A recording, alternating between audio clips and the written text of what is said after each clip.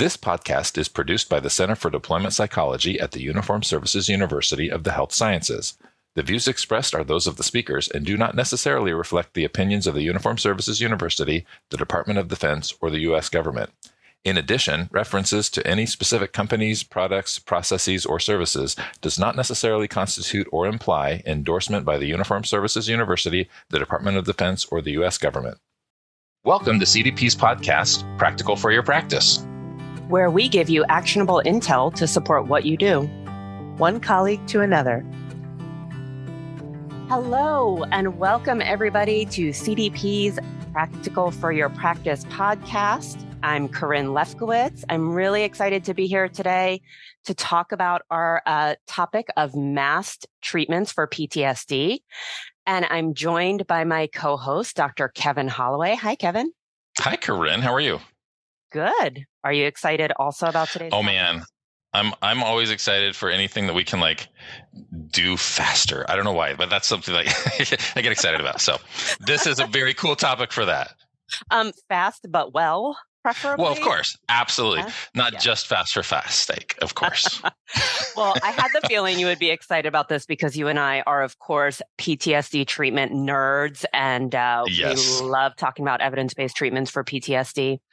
And we are so lucky to be joined today by Dr. Cynthia Yamokoski, who is an expert in this field. She's the Associate Director of the Mentoring Program at the National Center for PTSD and has been researching this topic for quite some time. Hello, Cindy. Hi, how are you guys? Good. Great. Glad to have you on. This is impressive. Exciting. Thank you. Well, I am certainly excited about this too, so I'm happy to hopefully share my excitement with all of you, but thank you for having me. Yeah, we're delighted. So I may have mentioned before we logged on that just for some background, Kevin and I, as I said, are both subject matter experts in evidence-based treatments for PTSD. So I do a lot of teaching and consulting on cognitive processing therapy. Kevin does a lot of teaching and consulting on prolonged exposure. Mm-hmm. And we have certainly loved doing the treatments, but have run into some issues, some challenges with how it's delivered in a standard fashion. And I really hope these are very normal challenges that other people run into too, right? Yeah. So we were hoping that you might start us off, Cindy, by talking to us about what you've experienced that led you to get interested in this topic of mass delivery and maybe some of the challenges that you've seen with these treatments as they were delivered in a standard way. Yes, certainly. So first, to normalize for you, you are not alone in some of those challenges. Yes, if you are concerned, hopefully we can start with relieving you of that anxiety. But prior to coming to the National Center for PTSD, I ran the PTSD and trauma programs at a large medical center in the VA. And one thing that I was aware of and having, from my personal experiences, but also having conversations with the clinicians in my program is same with you guys. We really loved doing PE. We loved doing CPT. We could see the benefits when a veteran was able to get through the full protocol and hung in there with us. But one thing we did notice pretty early on is we did have some trouble keeping people engaged. Mm-hmm. We tried lots of different strategies, like what kind of support? Do we need more training? We asked ourselves those same questions. Maybe it's something we're doing. But I think we were left with that same concern that there seems to be some barriers and seems to be some challenges for some of our veterans being able to finish these treatments that we know to be quite effective. So we didn't come up with, or we didn't have any immediate solutions, but we were left just pondering. There has to be some other approach here. So fast forward, maybe 6 months later, was attending an international conference with some of my colleagues. And we started to hear about some exciting work being done of delivering the treatments more rapidly. But what we were hearing when we sat there was, first of all, these were being done for veterans or service members that were going and staying in a program. These programs, as we listened, we had the perception that they had a lot more resources than we had. So we became skeptical that's great. That's nice. I'm not sure how that applies to me. I'm not sure we could do that in our environment. We also had some skepticism as we listened about, I'm not quite sure why we would do that, right? At first, we heard, yes, it's quicker. And are people doing it quicker just to prove they can do it? What's the benefit? So thankfully, we sat there, we held our skepticism, but also had a little bit of an open mind to listen. And one thing that was astounding that we heard was the completion rates. We were hearing programs, again, these were outside the VA, but we were hearing people talk about completion rates of like 90% or higher. Wow. And that made us really pause and say, hey, maybe there's something there. But again, came back to our environments. We thought, I'm not sure how we can do this. We have lots of veterans that need to get in for care. How will we be able to do something where we can deliver treatment more rapidly? So thankfully, I had a very strong team, a lot of very creative people, innovative people. And we decided that we were going to pilot at our facility a plan where we could meet our veterans either in an outpatient environment, because that was part of the care that most of us were providing, or if veterans were there staying in a residential environment, but really trying to get the treatments to them more rapidly. There was a few things, though, that we had to keep in mind that were critical for us. First, we wanted to assure that we maintain choice for our veterans. So we had to think of some strategies. If someone comes in and they want, for example, CPT, can we pivot and quickly do that? What if they do shared decision-making and want PE? But how can we at the same program offer both? But also, I think perhaps the biggest challenge, and maybe many listeners also can relate to this, is we had to come up with a strategy to deliver the treatments without adding any additional resources. And that became, I think, our first big question, right? Is how do you do this? How do you take something that's designed to be delivered weekly and do it 3, 4, 5 or more times per week? So we had to do a lot of math and a lot of thinking about how access into our clinic was working. But it actually reminded us of the initial conversations that we had when we were thinking about doing evidence-based treatments, right? If we go back years, maybe decades before, depending on when, as a provider, as a system, somebody shifted, we had these kind of conversations at the beginning, right? How do we take somebody and for a shorter period of time, give them more, but still make sure we have a flow for other people? We were taking the same idea. We were just pivoting it a little bit more, turning on its side and saying, we're going to give even more, but over an even shorter period of time. So long story short, right, we came up with a way to pilot this at the VA I was at, and we found some pretty exciting things. So the first thing that we found is we were able to look at veterans going through care during the same period of time that we're doing weekly treatment. And then we also looked at the veterans that were going through at the same time doing mass treatment. Now, this wasn't a randomized clinical trial. We really had to figure out the flow, and it was more of looking at the feasibility within a clinic. But one of the really, like I said, exciting things we found was the veterans that were going through weekly treatment, we were seeing the same completion rates that we see in the literature and the research when we look at what's happening within like actual clinical practice, which was unfortunately completion rates of about 50%, maybe even a hair below. We were seeing that, but when we looked at the veterans that were going through our mass treatment, so we gave them the choices of doing treatment 3 times a week or 5 times a week during this time period, we were seeing their completion rates coming in at 87%. Goodness. That's amazing. It was super exciting. That's huge. Yeah. Yes, it really is. And we also looked at the clinical outcomes and compared if they were doing weekly versus if they were doing mass treatment. And for those that completed, we didn't see any statistical difference in their outcomes. So we were doing it quicker, getting more people through, but we were seeing the same results. And if that isn't exciting enough, one thing that was even more exciting is we had a very special interest, I think, and expertise in our clinic in treating veterans with co-occurring PTSD and substance use. So we wanted to look at those veterans separately, because I don't know about you guys, but when I work with somebody weekly that has PTSD and active substance use, I noticed they were even more difficult to get through the protocols. Mm-hmm. So we broke those apart to look at that in even more detail. And so the veterans that went through weekly treatment that had co-occurring substance use, their completion rates were approximately 35%. But when we looked at the veterans that did mass treatment, they were almost 80% completion rate. Wow. Well, so Yes. let me ask this: like, how do you account for that? Because I think it makes sense on the one hand, where PE and CPT are both considered short-term treatments, right? Like these are not years long of psychoanalysis or another kind of approach. We're talking, 10 weeks, 12 weeks of individual therapy. And so on the one hand, it is short-term therapy. We expect that a lot of people will be able to complete that.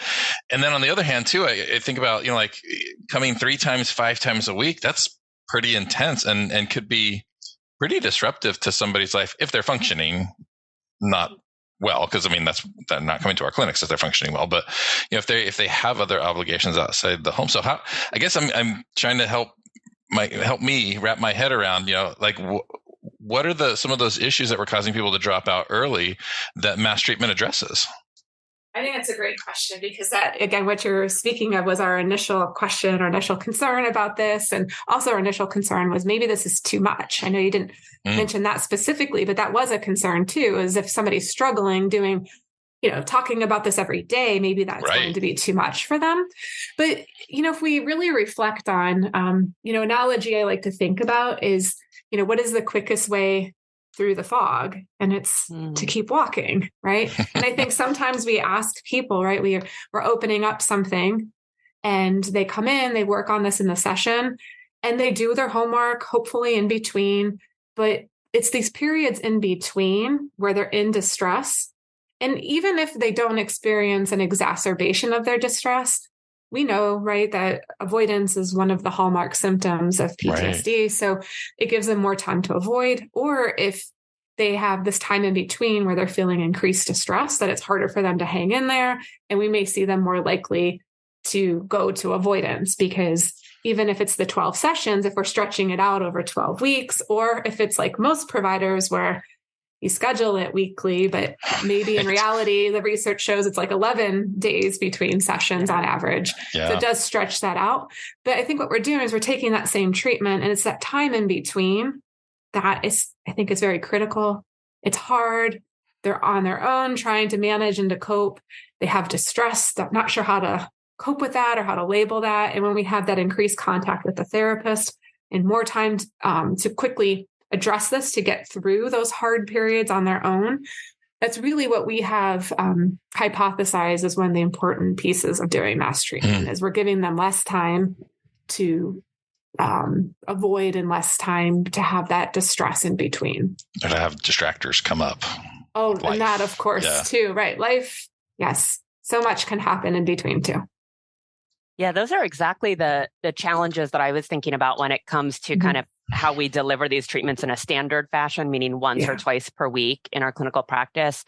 First, exactly that, life gets in the way, right? A patient may very intentionally agree to do 3 months worth of treatment, and then life gets in the way, work changes, family changes, et cetera. And then you have to contend with that, as well as the buildup of Cindy, what I'll call anticipatory anxiety, or what I'll frame that way of like when you talk about a trauma on Tuesday, and then your next appointment is next Tuesday, and you spend Wednesday through Monday worrying about, oh no, I'm going to have to talk about this again in a week.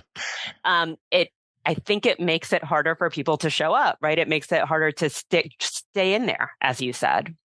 So you're really commenting on some of the things that I assumed were that mass PE and CPT would address. But that said, I'm curious, are there unique challenges associated with the mass delivery as well? Yeah, I think, Kevin, like you had mentioned, it's a lot of time all at once. And I think for some, that could be a reason why they choose not to engage in it.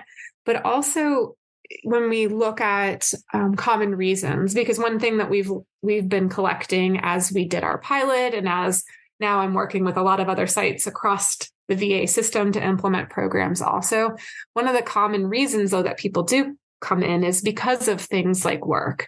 Now you would think maybe that's backwards. Like, well, if you have work and you have childcare and you have all these other things you need to do, doing treatment all at once maybe is too hard for some people, but for some, they can make temporary arrangements or temporary time off work, and to consolidate that all at one point. So I think some of the things that could make it a unique challenge for the next patient, the next veteran, the next client, right, could be the very thing that makes it easier for them too.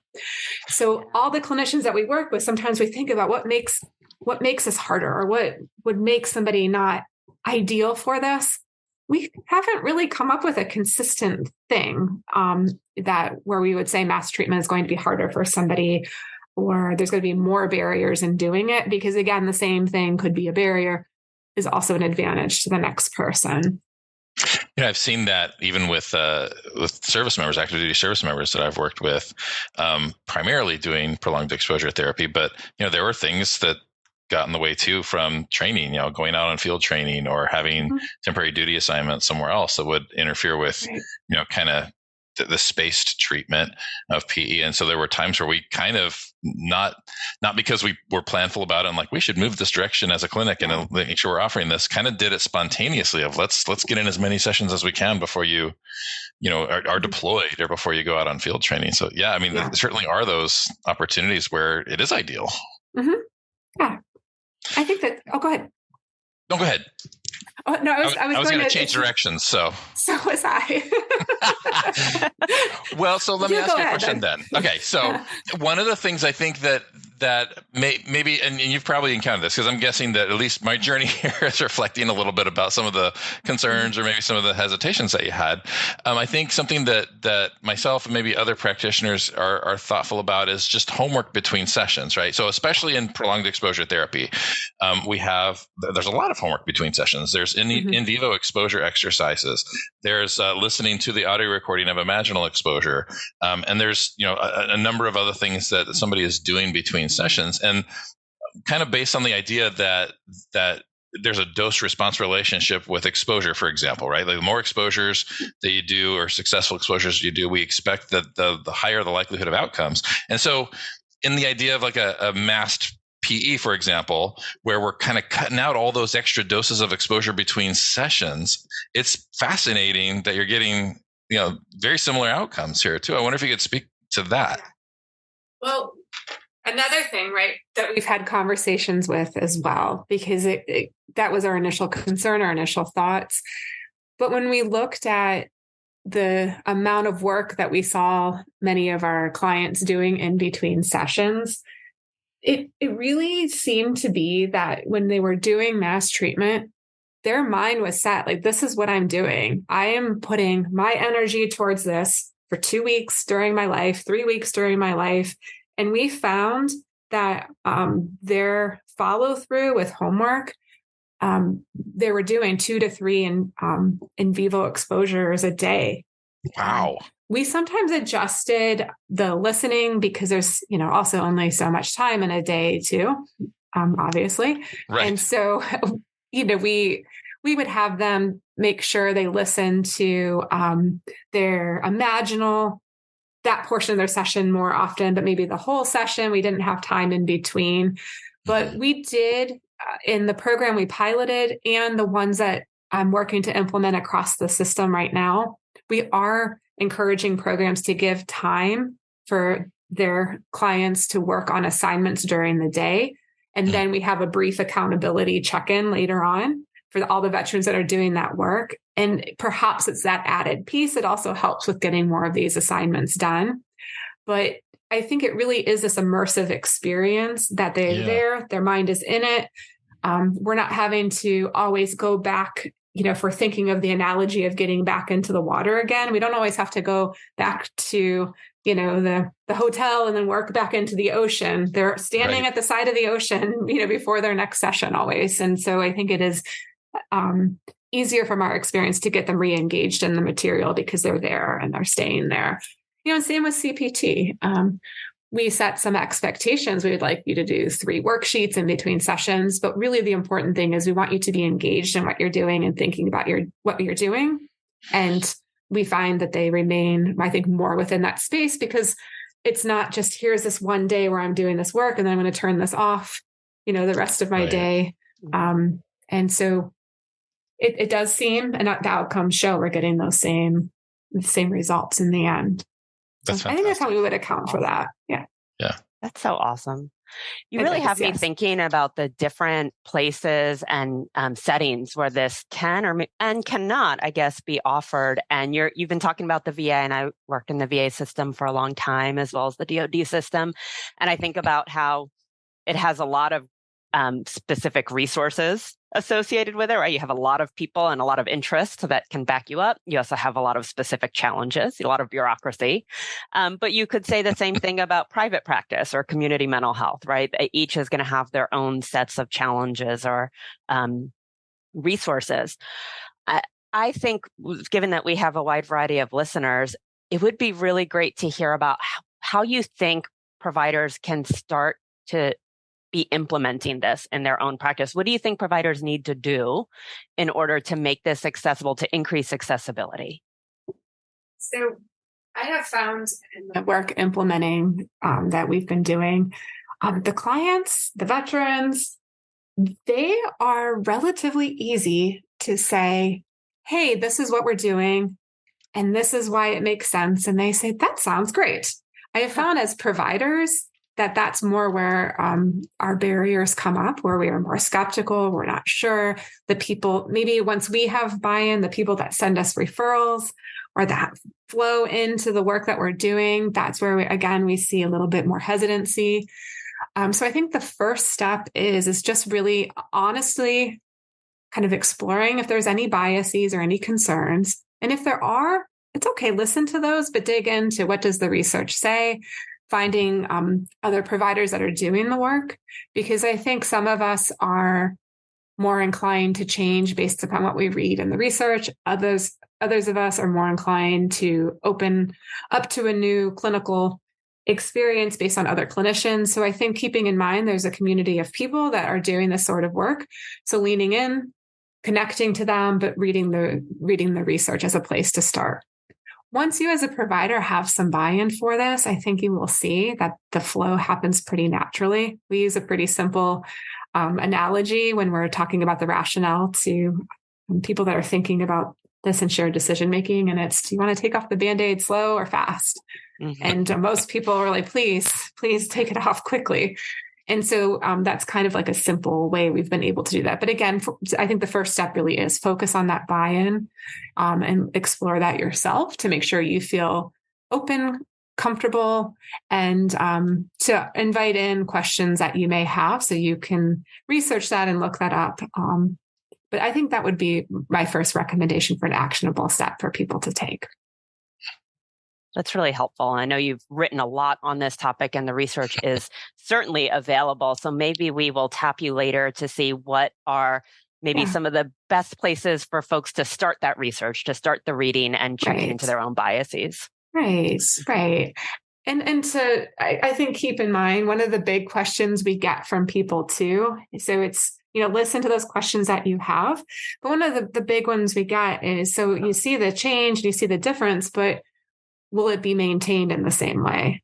And so the research continues to support that we see the same levels of maintenance after treatment.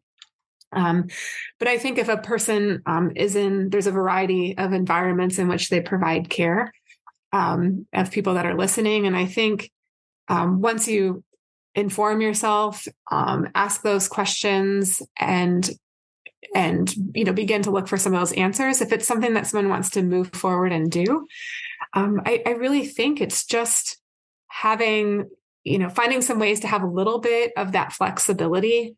But I think when we want to work with a new patient and it's our first time doing it, also of seeking that consultation, because I don't know about you guys, but like the first time I learned prolonged exposure, I needed a consultant to help hold me to what I was doing because I had these doubts in my mind. And the providers I've worked with have said after they've gone through and seen a few cases this way, it really has restored their hope. It's restored their sense of faith and how strong people that have been through trauma, what they're able to do and what they're able to accomplish. But sometimes we do need other people to help hold us to that, to help us hold that hope before we have it ourselves. Oh, Cindy, you are preaching to the choir. I can't tell you how every week we sound like broken records because we always end with, you should pursue consultation. And so we're really glad that message is coming from somebody other than us today. That's great. It's really helpful. Speaking of the message that we give to our listeners, one of the things that we've been doing this season is we've also been trying to demonstrate that even though we may be subject matter experts on these various treatments, that we make mistakes too, and we manage to recover from them and actually maybe even learn something in the process. And we're hoping that you're like us and a little bit fallible and maybe have made an error once or so in your career. And maybe you have a story that you're willing to share with us about a time when things didn't go quite right. Well, for sure. I definitely have made mistakes. And I think, as you say, that's certainly how we learn, and certainly how we do better is to be able to acknowledge that and to talk with others and to, lean in and keep moving forward. So I have many that I could choose from because, again, I am human. Well, please step into our confessional and share one. Step into the confessional. All right. So let's see here. I am going to go with, I have seen, like, in my career, feeling kind of like this pendulum that can shift and pendulum that can go back and forth. So in my initial training as a therapist, we didn't, like back in grad school, we didn't learn as much about doing protocol-based treatments. On internships, started to learn a lot more about these protocols. And so my pendulum started with, I'm not sure, but I'm going to lean in and try. And then I'm like, this is amazing. It works. And, doing things and, following this protocol, following the, this is how the script is supposed to go. And so I can think of a particular example where I had a veteran. So I had a few successes. Things were going great. So I had a veteran that came in, and she was definitely just not feeling it. But I had these great experiences. I knew that in this case, it was prolonged exposure. I knew prolonged exposure, how well it could work for somebody. And, I think she was very, very clearly telling me, I'm not sure if this will work, but in my excitement and my enthusiasm, I kept pushing. I kept saying, no, it's okay. You can do it. This is just your avoidance. And she's like, well, no, really, there's a little bit more going on. And I'm like, no, we're going off protocol. Let's get back. And what do you think happened? She never came back, right? Right. And this was, I think eventually she did. Don't worry. I'm going to get back to that. Right. But she dropped out, right? She dropped out. And, I had my first 4 PE cases go amazing, these great outcomes. And it was, I think a little bit challenging to see. And I was upset to see because I felt like this was somebody I really wanted this for, and I wanted her to get better. But what I really failed to do is to listen to where she was at. I felt so much that I have to push. And, this is avoidance if someone brings up something. And sometimes it is, right? Often it may be.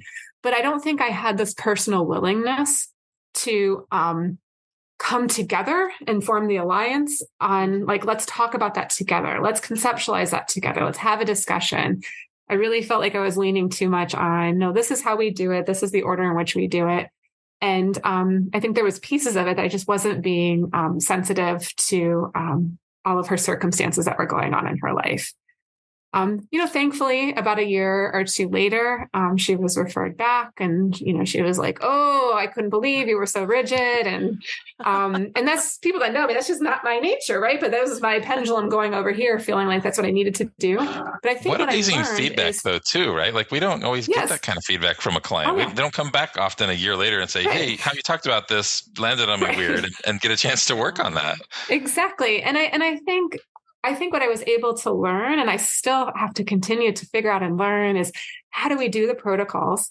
How do we do them with competence, but also be ourselves, right? And be who I am as a therapist, but I also can follow these. And I really felt like I had to sacrifice one for the other and, figuring that out. But I think it's an ongoing thing. And I think even with this work we do in mass treatment, we really have to say, we want to hold you to this. You got to do this work. But at some point, we also have to make sure we're really listening. We're connecting to the values of the person that we're with too. So that was one of my important lessons I've learned. And I know that's one. It is. It's so validating too, because how many of us haven't been there, right? Because I almost feel like a mentor told me one time very early on in my training, that sometimes we don't know where the line is until we cross it, and not that we're looking to cross lines, but we can always look for those opportunities to learn something. Like you adjusted, you calibrated, kind of that adherence and being present as a human in the room, and that it almost feels like that's an important developmental experience for any of us as a therapist. Absolutely. Yes. And an ongoing one, right? Because like you're saying, Cindy, the pendulum keeps swinging back and forth. Like it does. Right. And so you just need to keep recalibrating. I know it's something we talk about even at the start of every CPT training. How do you balance fidelity with being an empathic human being in the room with your clients? What a great example. So important. Thank you. Well, so what if we shift then to every episode we like to end with actionable intel? Basically, just what are those 2 or 3 nuggets of things any of our listeners can do today, whether that's, to look up a resource and start learning, or whether it's a skill that they can start implementing now. What are your thoughts? What are some 2 or 3 nuggets? All right. So some thoughts that I have, I think first of all is looking at your own personal openness and buy-in. We talked about there's research, right? There's a really cool podcast that was done talking about CPT delivered daily on This American Life. It was great. So if it's something you just want to hear about, really encourage them to listen. So I think that's the first step is just open yourself up to that, read about it, do some research. If it's something that somebody wants to start dabbling in, it feels, I think, very overwhelming to say, I have to shift everything right now in order to do mass treatment. I think there's ways to begin within our own practice, beginning to think about how to do that. Like, for example, if you have someone that you typically see, you have a lot of people you typically see weekly, one of them is going to be off this week. Why not take another one of your clients, right? And say, well, hey, let me explore giving you a session 2 times a week just for this week, right? I think there's ways to begin thinking about the space that we're in and how we can begin to stretch that. We don't have to go with everything being implemented in a perfect way. One expression we use in implementation is we can't let perfect be the enemy of the good. And just keep thinking of ways that we can stretch ourselves and ways that we can start moving in that direction and not feeling frozen by we have to do everything, 5 times a week in order to be doing mass treatment. If there's benefit to it, it's not all or nothing. So start thinking of creative ways to start, bringing more. But then I think the last one I would say is like a nugget or takeaway is how strong and how amazing our clients can be, and to think that they can do this. And that is one of the biggest eye-opening things, that the faith that we can have in them, that they can do this type of work, they can do it daily, and they can do amazing. That even if we can't change how often we're seeing some of our clients, to begin to challenge what we believe, and that there's new ways to do things. I think that last takeaway. Such great ones. And then, of course, you mentioned some resources and maybe some readings. So we'd love for any of your suggestions. We'll get those maybe off of the show, and we can add those to the show notes. So those of you that are listening, check out the show notes for any resources or links. Yeah.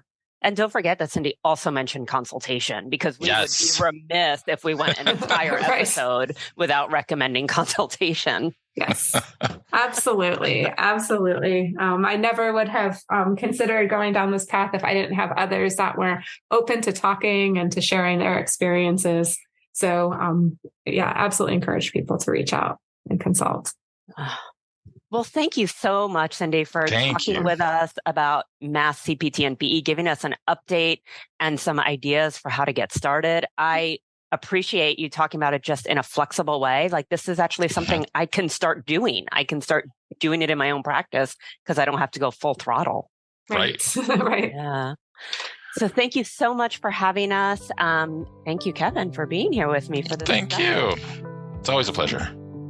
And that's it, folks. We'll talk to you next time. Bye-bye. Talk to you later. Thanks for listening to Practical for Your Practice. Please feel free to subscribe, like, and share. Until next time.